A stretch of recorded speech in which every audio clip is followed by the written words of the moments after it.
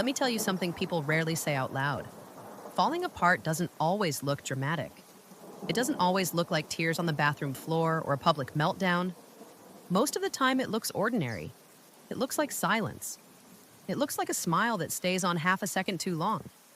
It sounds like "I'm good," said with just enough confidence to stop further questions.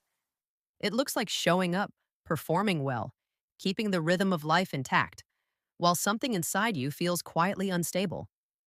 And the strangest part? The world almost never notices when someone begins to fracture internally. There's no alarm, no flashing sign. To everyone else, you're functioning. But to you, it can feel like the ground beneath your feet has started to shift.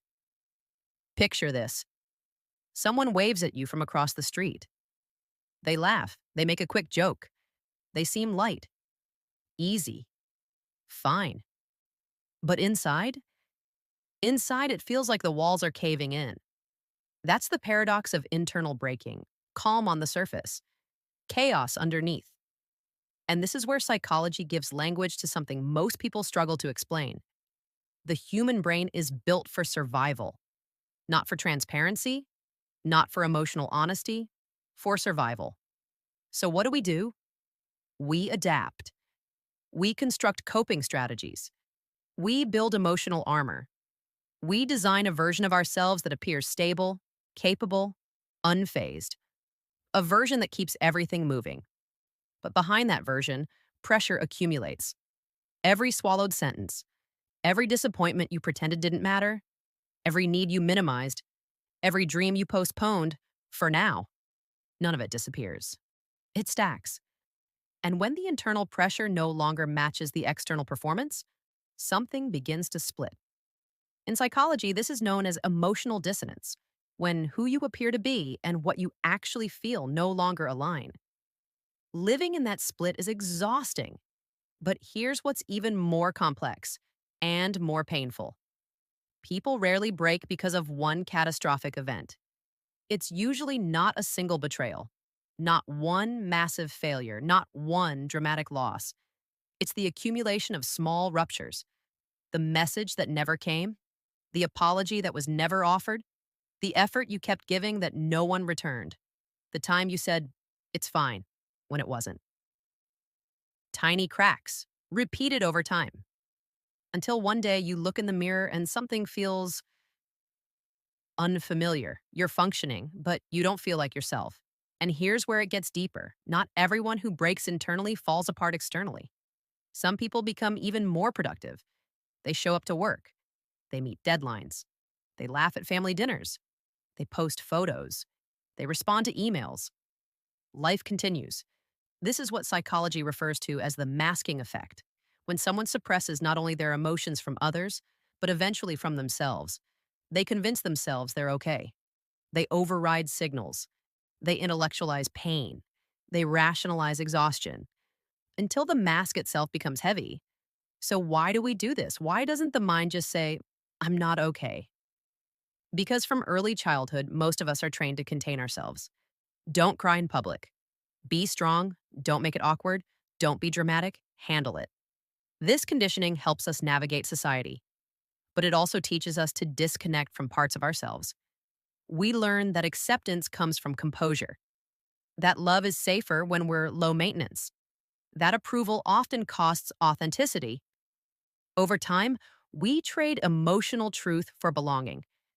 And slowly, almost imperceptibly, we lose fluency in our own inner language. That's why breaking inside feels so isolating. It's not necessarily that people don't care. It's that they can't see what you've become so good at hiding. Have you ever noticed this? When you've held in tears for too long, even something small can suddenly overwhelm you. A stranger's kindness, a song on the radio, a random memory, and your chest tightens out of nowhere. That isn't weakness. It's called emotional spillover. The mind can only compress unprocessed emotion for so long before it starts leaking through unexpected places. Those leaks aren't flaws, they're signals. Signals that something inside needs acknowledgement, needs space, needs truth. Now, here's the question that naturally follows. If internal breaking is so quiet, and how do we recognize it? How do we know when we or someone we love are carrying more than we admit? Hold on to that. We'll come back to it. Because there's something even more unexpected we need to explore first. Sometimes the very act of breaking becomes the beginning of transformation. That sounds paradoxical, I know. But psychologically, rupture often precedes repair. In therapy, there's a concept called the rupture repair cycle. When a relationship experiences tension or breakdown, and that rupture is addressed honestly, it can actually deepen connection. The same principle applies internally. The break exposes misalignment. It reveals where you've been overextending, where you've ignored your own limits, where you've been surviving instead of living. Pain carries information. It's your mind's way of saying the current structure can't hold this anymore. Think about how the body heals. When a bone fractures, it's reset, stabilized, allowed to rebuild, often stronger at the point of healing. The psyche can function similarly. Breaking doesn't mean you're weak. It means the way you've been holding everything together has reached its capacity. And yes, that realization is terrifying, but it's also precise. It's the exact moment when something new becomes possible. If, and this is important, you're willing to pay attention. If you're willing to listen instead of suppress. Now let's return to that earlier question. What are the signs of breaking inside? Psychology points to subtle indicators. A loss of interest in things that once felt meaningful. A dull, persistent emptiness. Irritability that surprises even you. Sleep disturbances, either restless nights or constant fatigue. Emotional numbness. A quiet sense that you're disconnected from yourself. Individually, these signs seem small. Together, they tell a story. And if you recognize yourself in any of this, don't panic. Pause. Breathe. Because awareness is not collapse. Awareness is the beginning of repair. Let's be clear about something. Recognizing that you're breaking inside does not mean you're damaged beyond repair. It means something within you is asking for attention, for honesty, for rest, for truth. But here's the deeper layer most people never see. Internal breaking often disguises itself as strength. The person who insists, I don't need anyone, may be starving for connection. The one who keeps everyone laughing might cry the hardest when the room is empty. The one who seems the calmest in chaos may be holding back a tidal wave. In psychology, this is called reaction formation, a defense mechanism where we express the opposite of what we truly feel in order to protect ourselves. Once you understand that, you start noticing it everywhere. The brave face, the endless humor, the I've got this energy. Sometimes those aren't signs of confidence. They're shields. And here's where things shift. When you truly understand this, breaking inside stops being a silent prison. It becomes communication. It becomes your inner world speaking through subtle cracks. And what it's saying is simple. You don't have to be flawless. You don't have to hold everything together all the time. You are allowed to be human. Now, let me plant one more question before we move forward. What if breaking inside isn't the end of strength, but the beginning of it? What if the cracks aren't collapses, but openings? Openings where light can finally enter. Hold on to that because now we move into what happens after the break. Here's something most people don't realize. Breaking inside doesn't automatically lead to despair. It can lead to transformation. Psychology shows us that moments of internal rupture force confrontation, you can no longer ignore what you've been suppressing. You can no longer pretend the weight isn't heavy.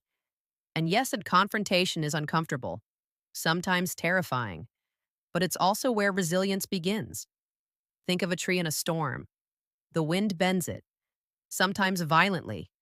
Branches strain, leaves scatter. It looks like it might snap. But when the storm passes, something remarkable happens. The roots grow deeper. The structure adjusts. The tree becomes stronger at the points where it was tested. Breaking inside is the storm. Your psyche is the tree, and the cracks, they are invitations. Invitations to rebuild consciously instead of automatically. One of the most compelling ideas in psychology is post-traumatic growth.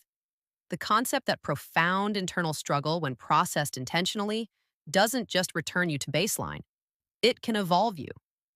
People who move through deep internal fracture often develop greater empathy, heightened self awareness, stronger boundaries, more meaningful relationships, a deeper sense of purpose. This is why those who've been internally broken often carry a quiet wisdom others don't. They understand nuance. They sense subtle shifts in emotion. They recognize pain in others quickly just because they've met it intimately within themselves. But let's slow down here. This is not a motivational slogan. This is not just think positive. This is not about pushing through. Breaking inside is not a performance challenge, it's a process. And the first step is recognition, naming it, saying, something in me is not okay. Many people try to outrun this stage. They fill the emptiness with distraction, overwork, endless scrolling, noise, productivity. But the moment you stop running, the moment you allow yourself to feel what's happening, something shifts neurologically.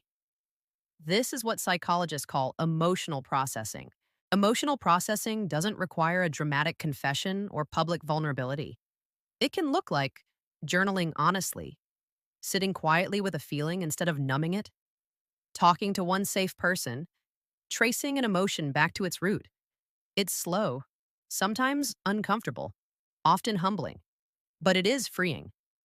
And here's something neuroscience confirms: the brain is built to heal. When given space and reflection, the same neural pathways that encode emotional pain can, through conscious awareness and repetition, reorganize into pathways of insight and resilience. In other words, your mind is not your enemy, it's adaptive. Now, here's a loop worth considering. Why do relationships often feel strained when we're breaking inside? Why do people closest to us sometimes misunderstand our silence, mood shifts, or withdrawal? The answer lies in a concept called emotional contagion. Humans mirror each other.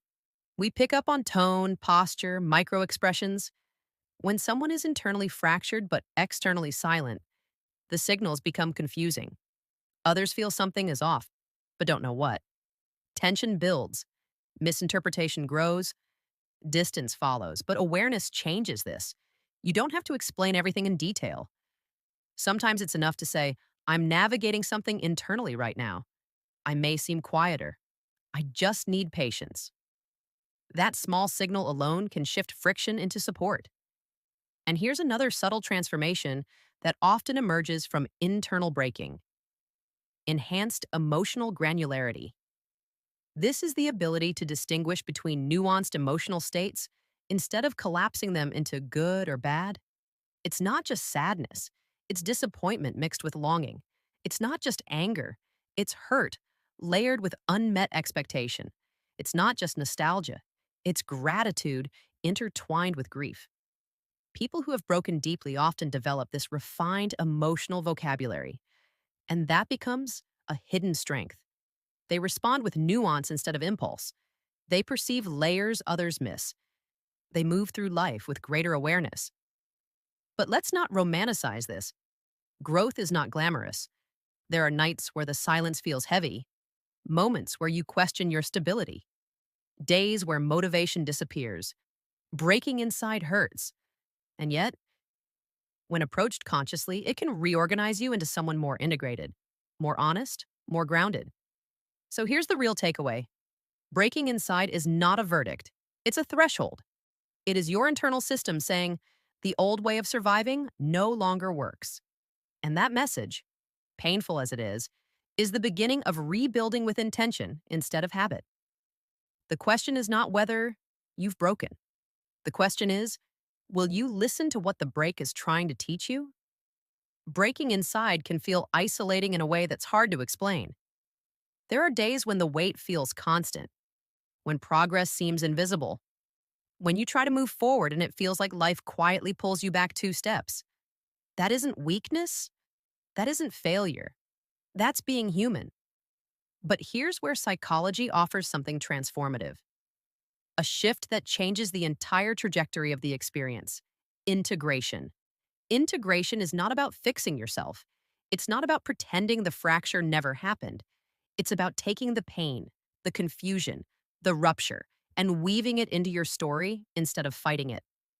When you integrate, you stop asking, how do I erase this?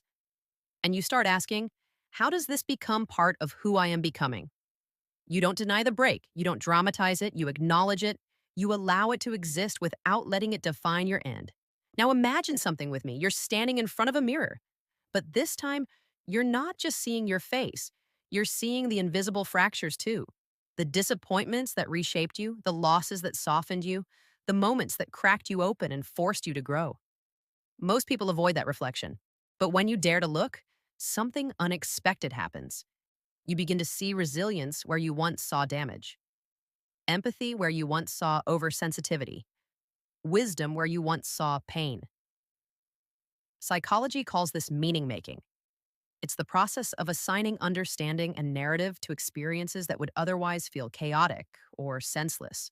Without meaning, pain feels random. With meaning, pain becomes formative. Meaning making is the bridge between breaking and becoming. It transforms silent suffering into conscious evolution. And there's another layer that research consistently highlights, one of the most powerful protective factors against internal collapse: self compassion. Self compassion is often misunderstood. It's not indulgence, it's not lowering standards, it's not self pity. It is the deliberate act of treating yourself with the same kindness you would offer someone you deeply care about. It sounds simple, but think about how you speak to yourself when you're struggling. Would you say those same words to someone you love? Self compassion says, it's okay that this hurts. It's okay that I'm not at my strongest right now. This struggle does not reduce my worth. Neuroscience backs this up. When we practice self compassion, the brain activates regions associated with safety, bonding, and emotional regulation. Stress responses decrease. The nervous system stabilizes. In other words, self compassion teaches the mind how to feel safe while healing. And here's a fascinating twist: breaking inside often awakens creativity. Writers, artists, musicians, innovators, so many of them describe the strange alchemy of turning pain into expression. When you've fractured internally, your perception changes. You notice subtleties others overlook. You feel layers within emotions. You recognize complexity where others see simplicity. Pain, while uncomfortable, sharpens awareness. It deepens empathy. It refines observation. It tunes the emotional instrument. That's why art that resonates most often speaks to unspoken wounds, because it comes from someone who has felt deeply and translated that depth into meaning. But there's one more profound lesson breaking teaches: impermanence. Nothing is static. Not joy, not grief, not success, not despair. When you break inside, you confront the fragility of everything. And while that realization can feel destabilizing, it also brings clarity. You begin to appreciate moments more fully. You soften in your judgments of others. You become gentler because you understand how easily anyone can fracture.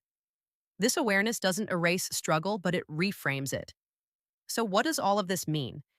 Breaking inside is not a personal failure, it's a signal. It's your psyche communicating that something needs attention, adjustment, truth. Every human being carries the potential for fracture, and every human being carries the capacity for growth. The difference lies in this: do we ignore the crack, or do we listen to what it's revealing? Let me leave you with something to hold on to: the fractures in your heart, the quiet ache you rarely speak about, the moments you felt like you were coming undone. They are not proof of weakness. They are evidence that you have felt deeply, that you have survived, that you have lived honestly enough to be affected. And if you meet those fractures with awareness, with compassion, with courage, something extraordinary happens. The depth of your suffering becomes the depth of your insight. The places that once felt like collapse become the places you build from. The silent break becomes the foundation of your most authentic self. There is a fragile, sacred space between what was broken and what is healed. And in that space, something profoundly human emerges. To break inside is not the end of you. It is the beginning of a wiser, softer, stronger version of you. Not untouched by pain, but transformed by it, more alive than before. Alive. Don't forget subscribe, like the video, and turn on notifications.